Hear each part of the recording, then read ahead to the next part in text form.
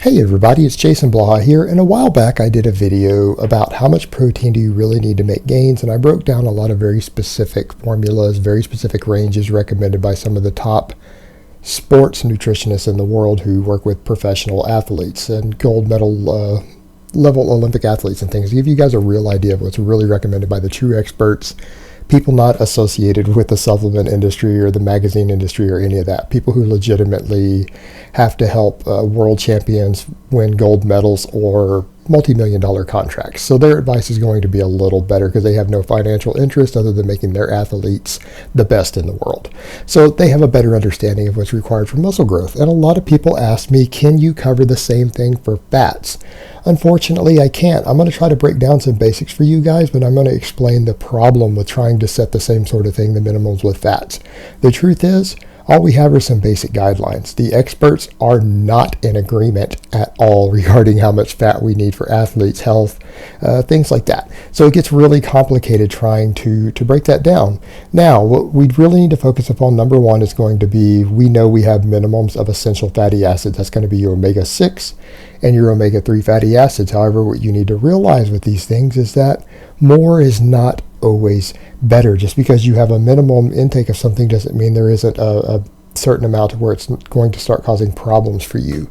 So the minimum intake usually recommended by the best experts out there is going to be, for omega-3 fats, it's going to be somewhere between 1 and 1.6 grams per day for a healthy adult male. But that can come from a variety of sources. So what that doesn't mean is that, oh, you have to get that from fish oil. You need to realize a lot of your fruits, vegetables, even your meats can have trace amounts of these things, and they start adding up. So what you're looking at is probably, a healthy, balanced diet with 3 grams of fish oil thrown in. You'll probably reach those numbers. That might be the only one that anyone really needs to supplement. Now, when it comes to omega-6 fats, it's a little different story. There are a lot of experts who say you only need around 6 grams a day of combined omega-6, and some say you might need as many as 17. Well, if it's 6, that's really easy to reach. You could basically just eat whole, low-fat foods and have no problem reaching those numbers as a healthy male. For example, you take brown rice. 300 calories of brown rice has about a gram of omega-6. So 1,800 calories of brown rice in a day has 6 grams. Chicken breast, like grilled chicken breast, the lean stuff, is almost the exact same. So approximately 1,800 calories of it will have your 6 grams. 300 calories of oats has 2 grams. So approximately 900 calories of oats will have the minimum intake there. That will have your 6 grams all by itself. So the omega-6 is really easy to reach. But even then, if you step back and say, well, some experts think you might need as many as 17 grams for optimal health. But that isn't that difficult to reach either, because you could take 2,000 calories, which is going to be well below what most healthy, active males are going to consume. Most people watching this channel are going to lift weights and do some cardio.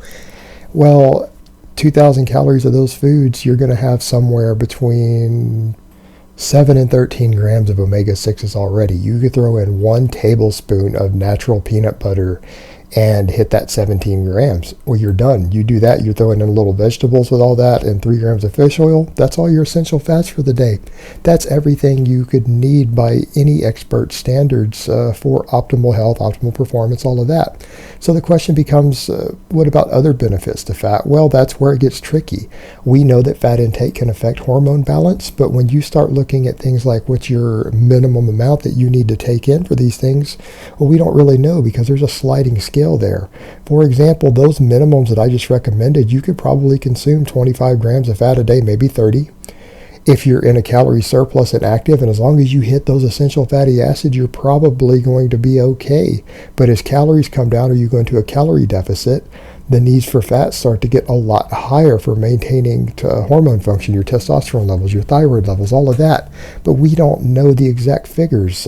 Some experts would say that as much as 30% of your calories from fat, particularly if you're not on a really high calorie fat diet, might be necessary for many individuals to maintain proper hormone function and to get all of their fat-soluble vitamins. The truth is, this is so conflicted that we don't know, but the truth is, people who eat a high-calorie diet and are active, as long as they get those essential fats in, they generally do okay in terms of hormone balance, as long as they're not trying to lose weight or in a calorie deficit.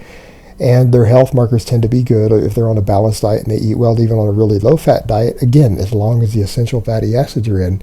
But Going beyond this doesn't necessarily seem to harm people either, because tons of active people follow ketogenic diets that are up to 80% fat, and yet their health markers and everything look great. So as much as I hate to use a cliche like this, I could almost just say to you, well, find whatever works for you. What gives you the best energy?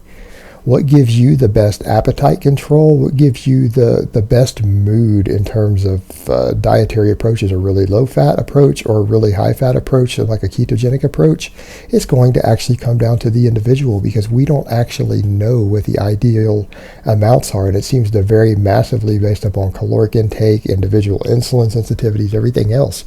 But the thing is, some people simply function and do better on a higher fat diet, and some people function a lot better on really high carbs, very low fat. But the thing is, you need to hit those minimums no matter what route you choose. You need to get that minimum of 6 grams, somewhere between 6 and 17 grams really of omega-6, and somewhere between 1 and 1.6 grams of omega-3. And none of those ranges are particularly difficult to hit. None of those ranges are difficult to hit even on a really low fat diet. So it shouldn't be a problem for anyone who just has a fairly balanced diet. And again, other than maybe the fish oil capsules, you probably don't need to supplement any dietary fats to get there. And the thing is, again, looking at it in the way different people respond to different diets of the really high carb, low fat versus really high fat, low carb, so many people thrive on both that you really can't be dogmatic about it and say one is purely better than the other, because that just doesn't seem to be the case. So many healthy people follow both approaches as long as they follow, again, a diet with minimally processed foods. You're not eating a bunch of garbage and refined sugars and refined oils, and they're physically active. There are people in both camps, tons and tons of people in both camps, who perform extremely well in elite level sports. Tons of people who perform well in both groups in terms of just having a healthy, fit lifestyle with great health markers and good fitness and health. So you can't really step back and say either approach works. And again, other than the numbers that I gave, because of all of that, it's hard to define the minimum fat intake, because some people simply need a lot more fat than that in their diet to have energy and to feel full. And it seems to be dependent largely upon things like how well you oxidize fat versus your individual insulin sensitivity or insulin resistance. So this is a massive individual component.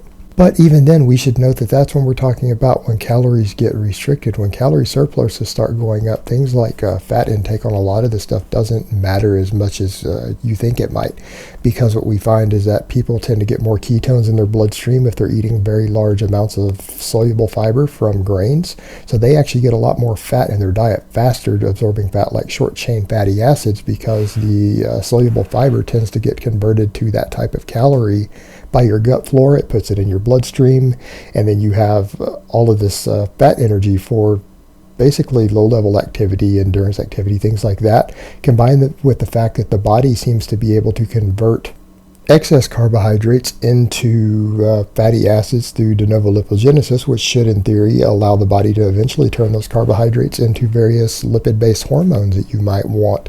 And again, that's assuming you have an excess carbohydrate intake. And accordingly, by that same token, your body can also do the same thing if you're just over-consuming fat a bit on a really high-fat ketogenic style diet. So it becomes a moot point in a lot of ways as far as what becomes the optimal intake for those things.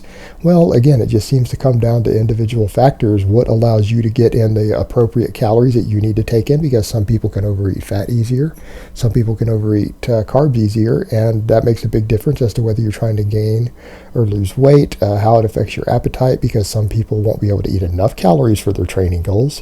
Other people will, depending on what they do, will overeat calories to maintain their body weight or even lose body weight. So once all of these factors get thrown in, there's a big mess trying to determine what's optimal. And again, I hate to use the cliche, but sometimes when you're dealing with things like this, you are simply going to have to find what works best for you as an individual, for your individual energy, appetite, mood, and everything else. And again, it might change based upon where you're at in your training and your point in your life and what your current goals are. You might find that you need to rotate between these various approaches, just depending upon what's going on in your life at that time.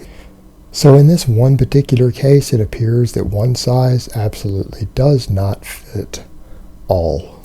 Alright guys, but that's really all I have to say on that today. If you guys like this video or you enjoy my work in general, please remember to click a like down below. If you do, it is greatly appreciated. And please remember to subscribe if you haven't and share this video with others. So I hope it has been informative, and I will talk to you guys next time.